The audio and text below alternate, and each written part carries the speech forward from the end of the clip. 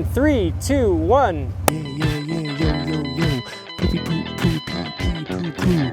And welcome back to Janky AF and my Janky life. All right, big day here. As you can see, the Aerostar is out, it's running, it's janky, and boy, we're trying to get the downstairs of $1 million view up and ready for a new person to live in for a little while. And I've been trying forever to get this Aerostar out. You know, it seems like we just talk about Aerostars a lot. We don't often really interact with them. You can hear it's kind of sputtering along a little bit. Looks like the grill's come apart even more. There you go. Yeah, there's a chopstick in there for some reason. But we do in fact drive Aerostars on occasion here on JKAF. And first time it's, you know, darn near August and we're just getting the first Aerostar out for the year. That is testament to, you know, the priorities that we're taking in life right now. We're trying to get our life sorted out, paying off debt, you know, reorganizing, de-hoarding our life. But you know, all sorts of beeps and bops going on here. We do have a little mold situation going on there. I don't have a humidity controlled situation, unfortunately. We do have brakes, which is good. So I had this on the charger forever, and last couple times I tried to start it, it wouldn't start. And so finally I just left it on the trickle charger forever, and then it was like 2 or 3 tries. I didn't film it because honestly I didn't even think it was gonna work, and then I was gonna be mad and disappointed if it didn't. But you got the payoff here. So I just mowed this little patch of lawn. I'm gonna chuck the Aerostar in here and try to line it up good. I got a ping pong table in the back, so it'll be easy enough for the tow truck to come pick it up. And then we're gonna probably get it towed up to the shop. I thought about towing it to my folks' house because it is, all right, I'm just gonna turn this off now for the noise. I don't know if it'll turn back on, but we'll find out. I'm gonna leave a little cash tip there for the tow truck driver. I always leave a little tip because, you know, just say thank you. And not that it's a bribe or anything, but it's just, you know, a better chance if you appreciate your drivers that they're gonna take care of your vehicle. Also, shout out to the great Ronnie who made these a while back.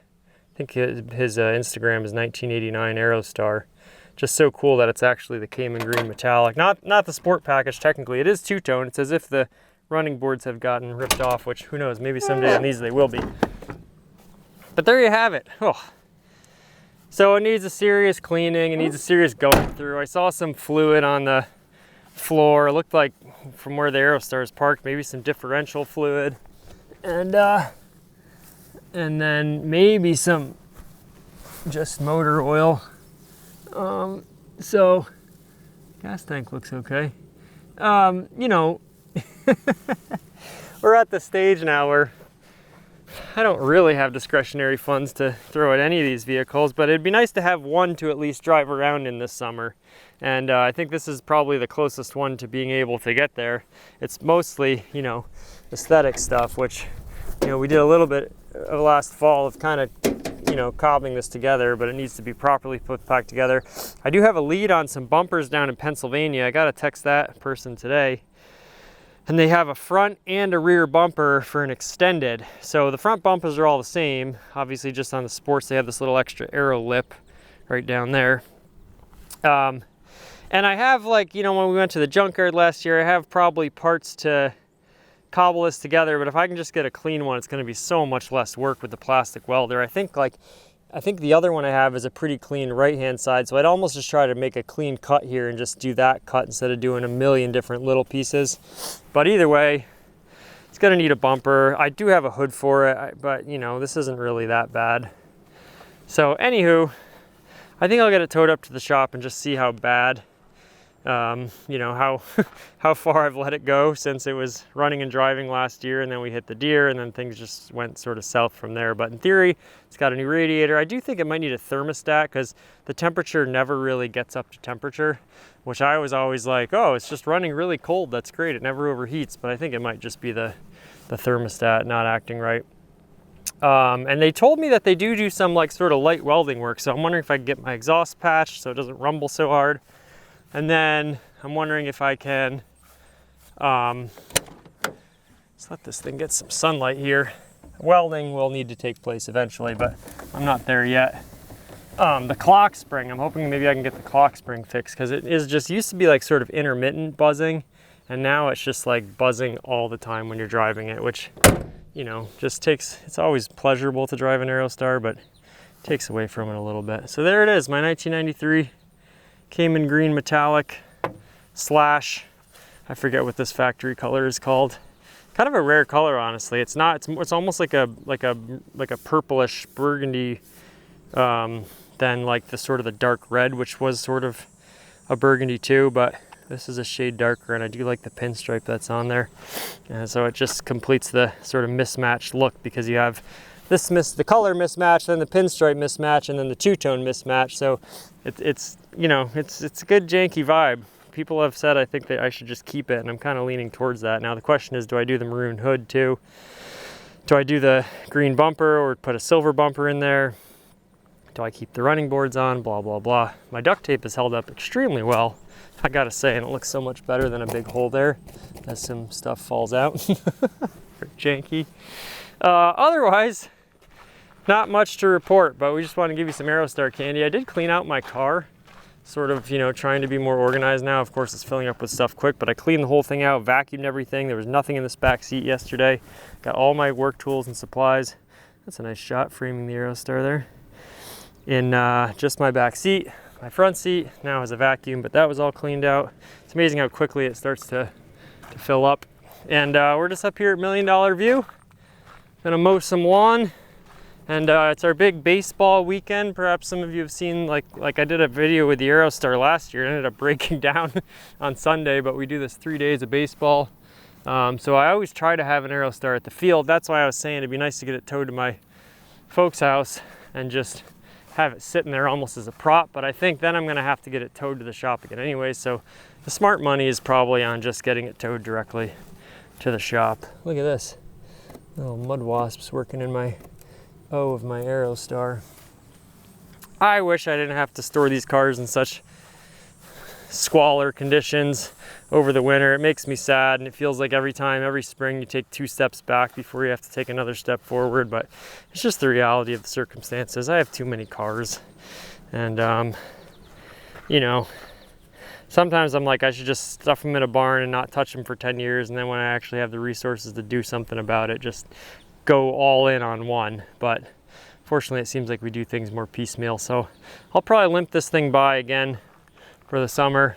I just want to see, you know, what the damage is, and if I can get a bumper for it, then I think I'll really like the aesthetic, and if I can get it to stop beeping so much, and then we'll see if we got, you know, oil pan or diff leaks, and if that's going to get into crazy money, maybe we just park it again and, you know, work on the red one or something like that, and try see if that one gives us more luck with dumping money into it and the return on investment. I do have to get some custom plates for this too. I have the historical plates, but I want to get some 19 you know, period accurate plates. I just, you know, the Aerostar, look at this, especially with like a slightly wide lens. It's such an amazing looking vehicle, and what you don't realize about it is how low, like if I go to my regular camera here and I just see it, look at how low the headlights are in proportion to the rest of the car. Like the rest of the car is much taller than a normal car, but the headlights are sort of at the location. So basically your hood line is like, you know, almost 40% of the vehicle, you know, bottom to top. And it's just really striking. It has such a good look to it. I can't get over it. I think the proportions and everything are just perfect on it. I've been bemoaning lately how a lot of these bigger vehicles, modern vehicles, still can't really fit that much stuff in the back of them. I've been talking about this on Year of the Aerostar, because I think these struts are probably gone too. This area right here always has a big curve, and this is like almost not quite a right angle obviously, but even your struts are kind of tucked out of the way. It's just such a big berth to get stuff in. Like in most cars, you know, they get narrower up here. The Aerostar actually gets wider and curves outward, and then yeah, it comes back in, but you can just fit so much stuff in here. It's so cavernous, and yet your overall footprint of the vehicle is not that big. So, you know, we talk about Aerostars a lot online, but it's nice to actually, you know, be up close and personal with one and see the proportions and the angles and the styling, and you know, even one in janky condition like this doesn't take away at all from what you're looking at least for me. So there you have it. Just you know, it's everything seems like it moves so slow, and it's always, you know, one step forward, two steps back, and it's very frustrating. But when you have just one little moment of, you know, success, just when that thing fired up and I heard it run, I was like, and then it didn't die on me, and I was just like, oh, thank, you know, all that is holy, because it's just one, you know, just one step in the right direction. Like the Aerostar is breathing, it's alive, it's here, you know, we're gonna get it towed up to the shop, and then we'll get it washed, and then, you know, hopefully we'll get to drive it a little bit this year. So just appreciating those little victories here on Janky AF. Okay, we still got a lot to do. I gotta mow, and then I gotta try to finish up at a decent hour, and actually get some work done today at the regular job. And shout out to my wonderful mother who's helping me out today. Could not do it without her. A true incredible human. So there you have it. We'll see you very soon here on Janky AF. And whether it's here the Aerostar, my Janky life, or, you know, sometimes little surprises crop up in the middle periods. Okay, thank you so much. Thanks for watching. I'm just excited. I'm at a loss for words, but I got a lot of, looks like we had a kitty on the car here. I got a lot of stuff to do today, so thanks for coming along on this little Aerostar, you know, renaissance, or revisitation, or, you know, rebirth, or whatever it may be. Okay, all right. This has been Janky AF. This has been my Janky life here on Janky AF. We'll have another one coming for you very soon. And until then, Janky do thanky.